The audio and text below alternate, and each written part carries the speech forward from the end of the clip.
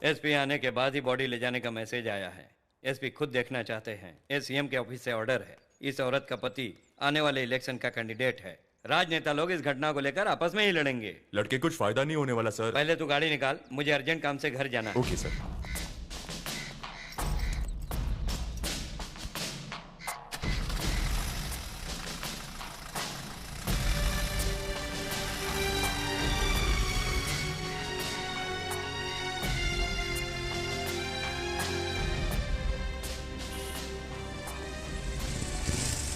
सुनो, यहाँ पर इतनी भीड़ क्यों है? इस घर में एक औरत मर गई। कैसे मर गई?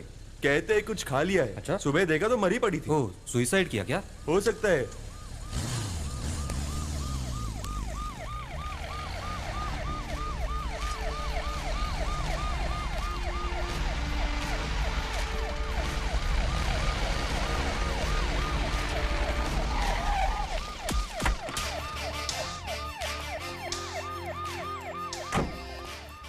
Good morning sir.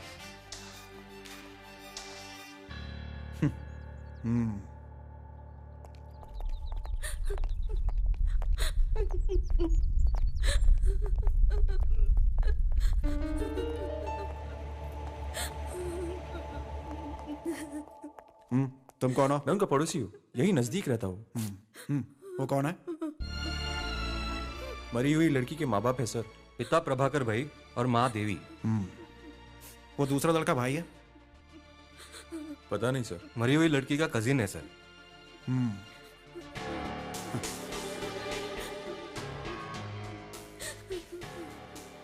और वो दो लोग? मेरे मम्मी डैडी है सर। तुम कौन हो? मैं अशोक, पड़ोस में रहता हूँ।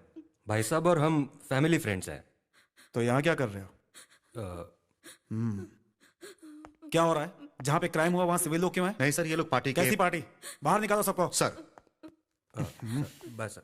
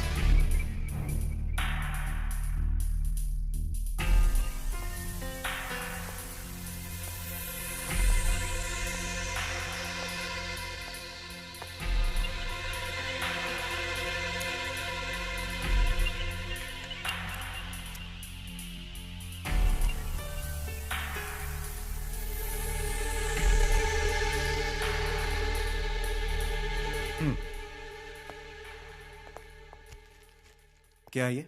रेड पॉइजन कैसे पता चला? किचन के अंदर मिला सर। शहद मिलाकर खाया गया है। अब सॉरी सर।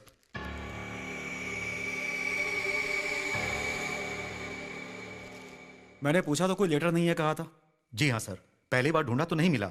बाद में जब टेबल का ड्रॉअर खोल के देखा तो किताब के अंदर मिला। लाश को सबसे पहले किसने देखा?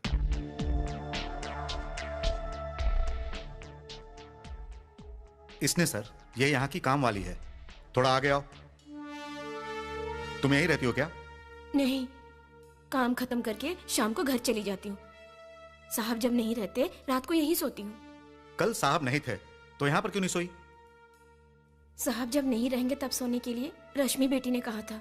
इसीलिए तो पूछ रहा हूँ, रात को सोने क्यों नहीं आई? जब मैं आई तो साहब यहीं थे।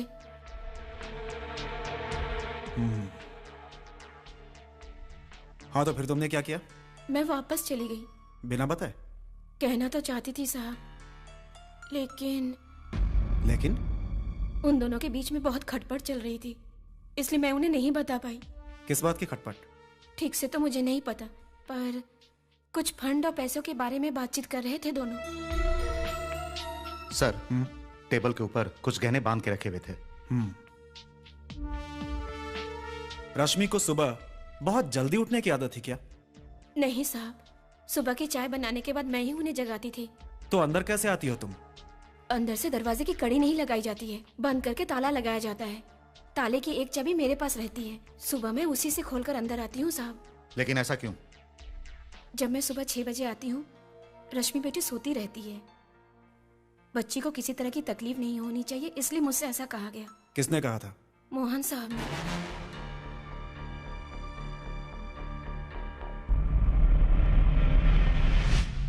क्या नाम है तुम्हारा? सुमेश। थोड़ा आगे आ। तुम यहाँ सुबह किस लिए आए थे? दूध लेके आया था सर। दूध वाले हो तुम?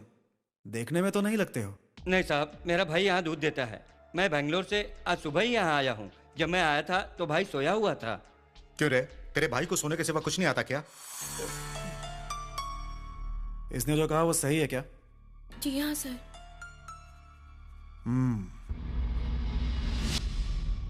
और तेरा नाम क्या है? अप्पू है सर, पेपर देने आता हूँ सुबह।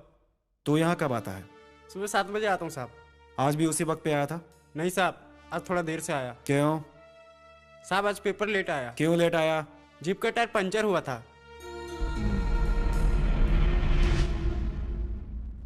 आपका नाम क्या है? तंगत चंद। मैंने ये खबर पुलिस को दी थी। ओहो, इस गांव में अगर कहीं कुछ हो जाता है तो आप ही पुलिस को बुलाते हैं? नहीं साहब, मैं इनका पड़ोसी होने के नाते। तो इसलिए पुलिस को बुलाया? जी हाँ साहब। और किसको बुलाया? और किसी को नहीं बुलाया। सुबह क्या हुआ था, विस्तार से बताओ।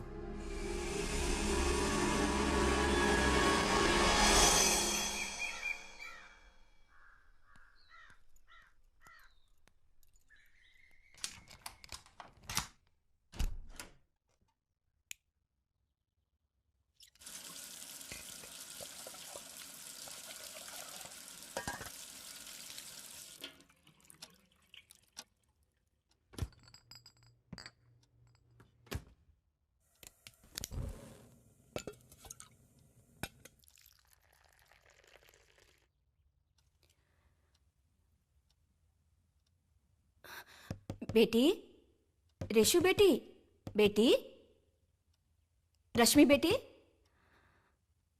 मोहन साहब, मोहन साहब, मोहन साहब।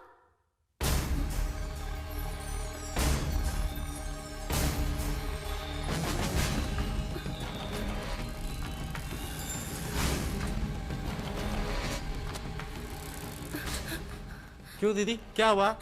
कुछ समझ में नहीं आ रहा, इतनी बार आवाज दी, कोई जवाब नहीं मिला।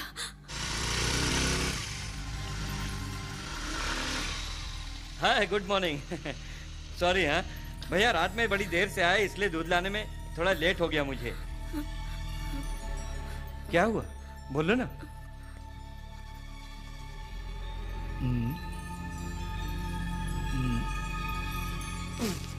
क्यों बे, वहीं रुक गया? औरों के घर में पेपर नहीं देना है क्या?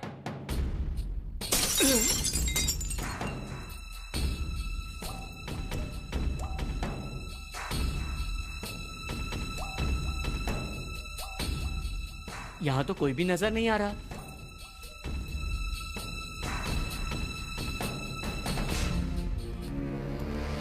अरे सुनो भाई, यहाँ पे क्या हो गया? अरे भाई, इस घर में कुछ लफड़ा हुआ है। कल जब मैं जा रही थी तो दोनों घर पे ही थे। हो सकता है दोनों कहीं बाहर घूमने गए हों। कल रात को लगभग 8 बजे मोहन भाई बाहर गए थे, लेकिन रश्मि साथ में नहीं थी। फिर रात के 11 बजे तक मोहन भाई नहीं लौटे। आते तो मुझे उनकी बाइक की आवाज सुनाई देती ना। अरे यहाँ पे तो कोई दिख रहा है। सिर्फ पैर दिख रहे हैं। कहाँ है? यहाँ तो कोई दिखाई नहीं दे रहा। अरे बेड के नीचे गिरा हुआ है। वो देख, लेफ्ट पे देख, लेफ्ट पे। हाँ हाँ, अभी दिखा। घर के अंदर कोई है, पैर दिख रहा है। बेटी, रश्मि बेटी, अब क्या करें? दरवाजा तोड़ के अंदर जाते हैं। पर बिना कुछ जाने। वो जिंदा है, मैंने उसका पैर हिलते हुए देखा है। हे ईश्वर। अरे ऐसे दरवाजा थोड़ी खुलने वाला है।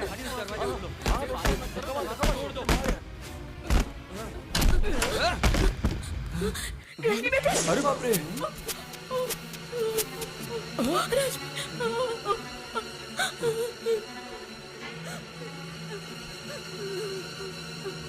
मर गई। हे ईश्वर, मेरी रश्मि। तूने तो कहा था कि ये जिंदा है। अरे मैंने देखा था। क्या देखा तूने? ड्रेस हिल रहा था।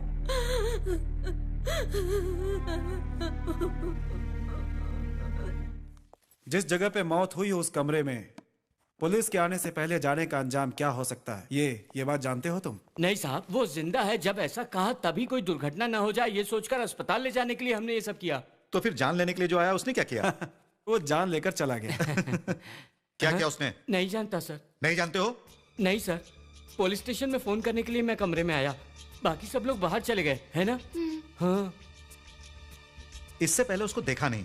नहीं सर। फोन बंद करने के बाद तुमने क्या किया? घर बंद करके बाहर निकल गए सर। किस लिए घर बंद किया? इसलिए कि अड़ोस पड़ोस के सब लोगों को पता चल गया था सर, और वो लोग आ गए थे, वो आकर गड़बड़ ना कर दे इसलिए ऐसा किया। ओह माय गॉड, कितने बड़े जिम्मेदार हो गए हो तुम। यानी उसके बाद तुम लोगों ने उसे नहीं देखा है? नहीं सर, उस वक्त हालात ही कुछ ऐसे थे कि किसी ने ये सोचा ही नहीं। एक्सक्यूज मी, प्लीज इनका एड्रेस ले लो और जाने को कहो। सर।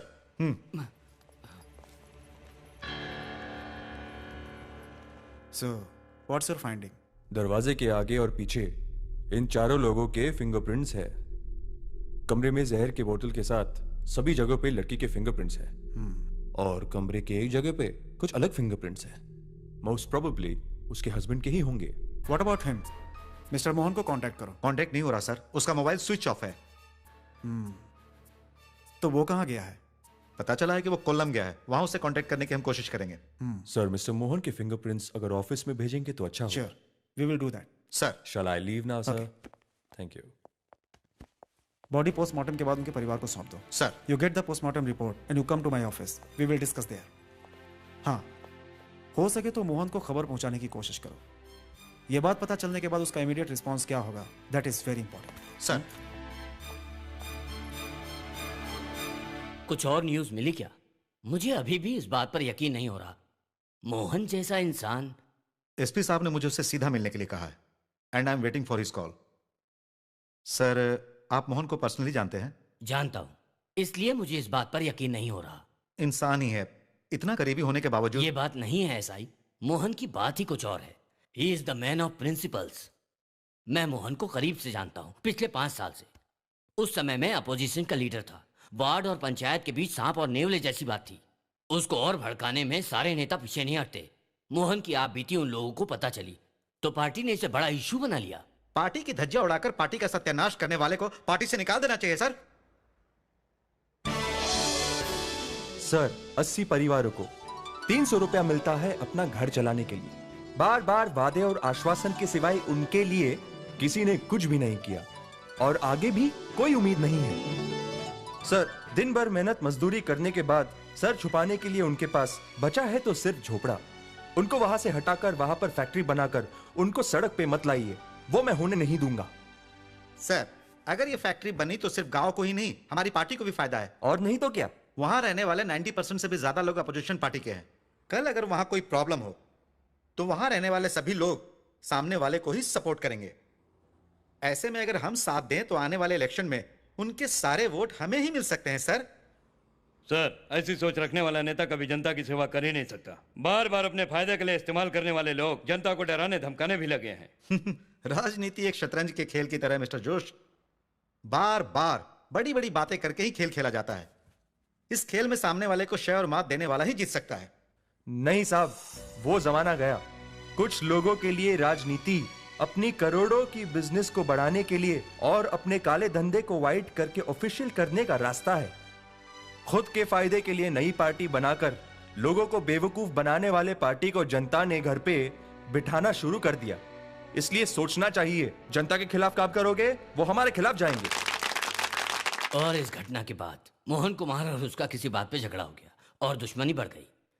पिछले इलेक्शन में मोहन पार्टी का कैंडिडेट चुना गया। उस वक्त मोहन ने जो कदम उठाया वो वाकई सराहनीय था। नहीं सर, मुझे ये सीट नहीं चाहिए। मोहन, क्या तुम्हारा दिमाग खराब हो गया है?